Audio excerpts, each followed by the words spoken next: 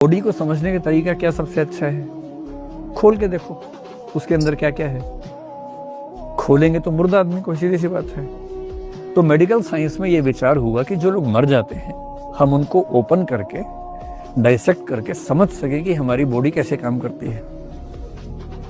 तो यहां से मेडिकल साइंस की शुरुआत हुई।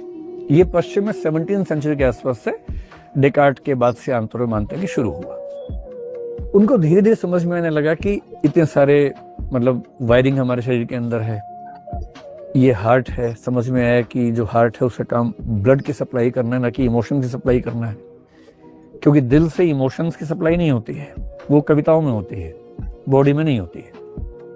लीवर समझ में आया, लंग समझ में आई, किडनी समझ में आई। उनको धीरे धीरे ह्यूमन बॉडी समझ में आने शुरू हो गई। जो मन के अंदर चलता है, विचार, भावना, अनुभूति, ये सब कैसे होता है किसी को समझ में नहीं आ रहा, सब तुक्का लगा रहे हैं।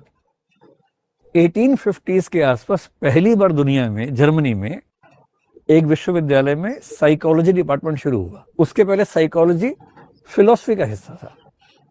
फिलॉसफी का वो हिस्सा जो आत्मा के बारे में बात करता था उसका नाम था साइकोलॉजी। 1850 के आसपास पहली बार साइकोलॉजी डिपार्टमेंट शुरू हुआ जिसने कहा कि हम स्टडी करेंगे, साइंटिफिक स्टडी करेंगे।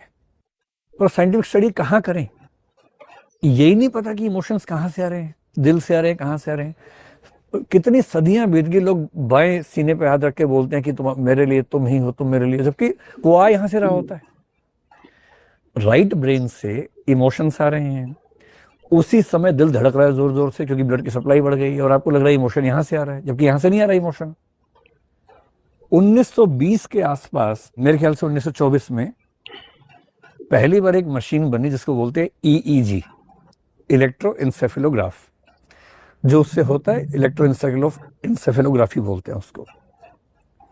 उसने क्या किया कि दिमाग के बहुत सारे, सिर के बहुत सारे हिस्सों पे इलेक्ट्रोड्स लगाए और ये स्टडी हो गया कि जब दिमाग के अंदर कुछ भी होता है, कुछ भी इमोशन आए, थॉट आए, कुछ भी आए, तो हल्का सा करंट फ्लो होता है, बहुत हल्का सा। इतना नहीं कि हाथ लगाएंगे तो कोई मर जाएगा, हल्का सा करंट फ्लो होता है। जैसे ये समझ में आ गया, उनको लगा करंट को स्टडी कर लेते हैं।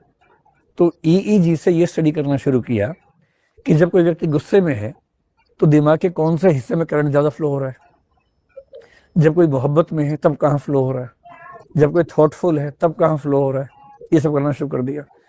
आगे चल के MRI, आपको पता है, मैग्नेटिक रेजोनेंस इमेजिंग बोलते हैं, उसमें एक और नेक्स्ट लेवल है फंक्शनल MRI, वो आया, दिमाग को स्टडी करता है।